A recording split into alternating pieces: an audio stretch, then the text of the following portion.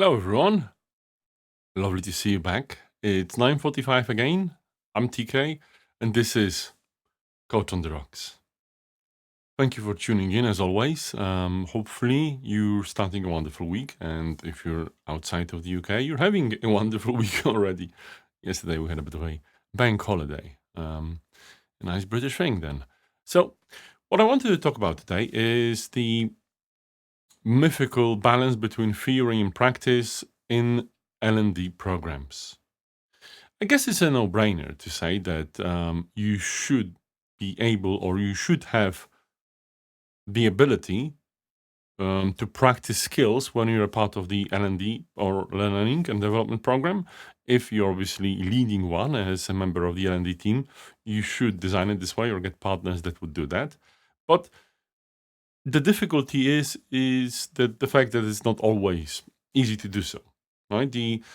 Even though it's obvious that you should have that, and even though the theoretical learnings, like there's a lot of virtual learning people do and so on, might not have the practice. It's more affordable. I don't know if it's cost effective, to be honest. I don't think it is if you're not getting what you pay for in terms of people. Well, you're getting what you pay for, but the effects are low. But the thing is, even if you get proper practice as a part of what people do in terms of their learning, as in they are able to, during the learning program, apply these skills in practice in a safe to fail environment, there's a difficulty that you might not be thinking about, which is doing so is actually putting the employees, the learners, in a position that they would have to also learn from their own mistakes. They would have to learn through a safe environment, the environment of failure nevertheless, and they might not be used to it. Also, this might be a difficult experience for them. In theory, when you just learn through e-learning and so on, it's cool. You think you gather new skills. But when you actually put them in practice, what comes into play is a situation where you actually are confronted with the reality of actually not really grasping these skills yet, or having to really embed them, especially when it comes to mindset things like leadership, agility, testing and learning, reflection, all of these things we teach. Thankfully, but also sadly, because it can be a thankless job. In a way that these skills sound easy in theory, but you can only learn them in practice and through making mistakes. Now, I feel like sometimes, or oftentimes, it's really difficult for me to face the challenge that people, while learning these skills, they might not have the easiest time. I would love to make it a pleasant experience for them, but the fact is that true learning, true onboarding of skills can feel challenging.